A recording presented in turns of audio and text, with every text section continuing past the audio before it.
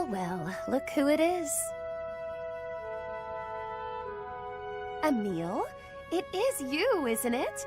Are you feeling more talkative than when I saw you last? Do not call me that. Oh, look at you. From professor at the Officers' Academy to an Imperial General. Though you seem idle enough now, might you spare a moment for a proper apology? Could you not have even informed me when dear Mercedes left House Bartels? To say nothing of the scandal you caused. Granted, I can hardly blame you, that family being what it was. But did it never occur to you that I ought to have been consulted? We've only known each other since childhood. Such callousness, such rank insensitivity. Emile, are you listening? You think you can escape? I won't be denied this time. You may think yourself skilled with a blade, but remember that my spell work is peerless.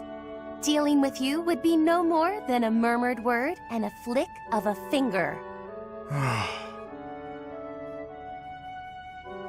Restrain yourself, Constance. I am the model of restraint. On the contrary, Emile, it is you who insists on being so... I said not to call me that. You know I've not slipped from using General Jeritza in public, and this is the thanks I get.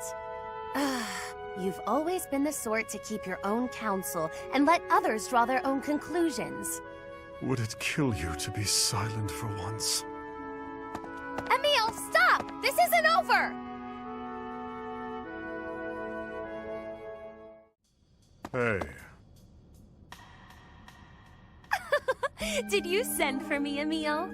Stop gossiping about me. Gossiping? About you? Oh, you wound me, Emile. So what if your name falls from my lips now and then? If you speak of my past, there will be consequences. I am aware. I have been silent regarding you secretly being of House Bartels. No, when I speak of you, I bandy gentler truths, such as your fondness for kittens and ice cream. All the silly little details that make you seem human. Those details are nobody's business but mine. Oh, Emile, do you have any notion what the rank and file say about you? No. They use words like unapproachable, menacing, and inscrutable. Regardless of your skill with a blade, fighting a war as if it were a long series of duels will end in death. And that is why I do what I can to ingratiate you with the soldiers you lead. No thanks necessary. I see you are still unhappy with me. Whatever do you mean? The battlefield is solitary in the end. I've no interest in camaraderie with soldiers. Are you implying that in combat, you are an utterly matchless warrior? That you can vanquish any foe single-handedly? That you need no cohort supporting you? How perfectly presumptuous! Even I can admit my reliance upon others. While you fight, who stands beside you to gauge the tide of battle?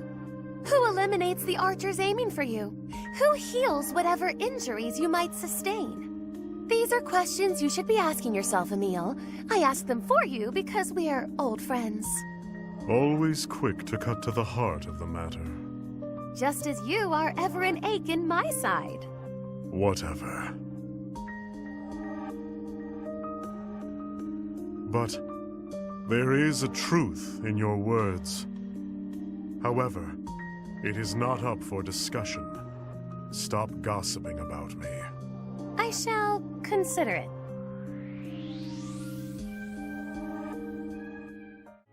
I must thank you, Emile. Why? You came to my aid in that recent skirmish.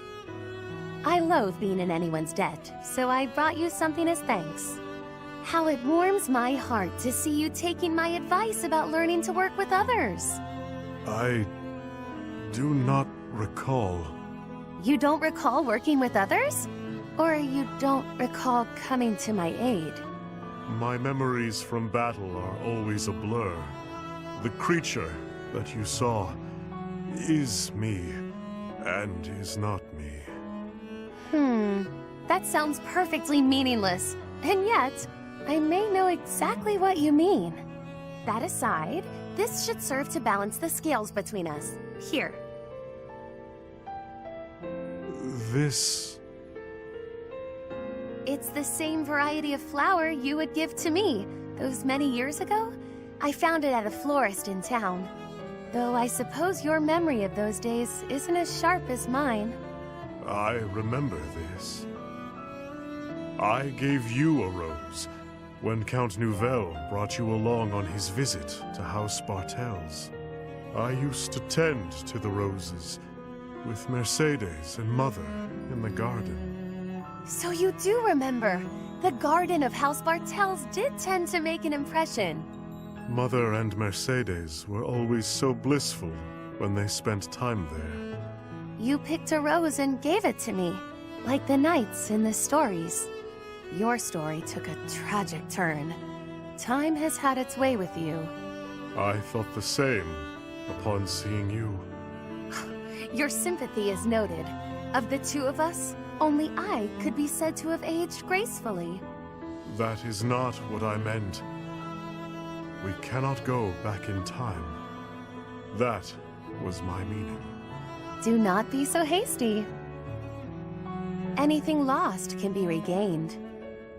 The garden may be gone now, but that will change once I have rebuilt House Nouvelle.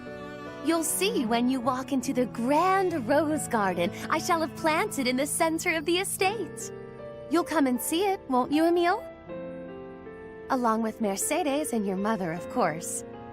You believe you are capable of that? With you assisting me, it is practically guaranteed. Is it now? Some will undoubtedly take forceful issue with the restoration. That's where you come in. What a privilege I am granting you to play a part in the return of my noble house. A smile spreading across your face? Now that is a rare blossom indeed. Only when in the company of a select few.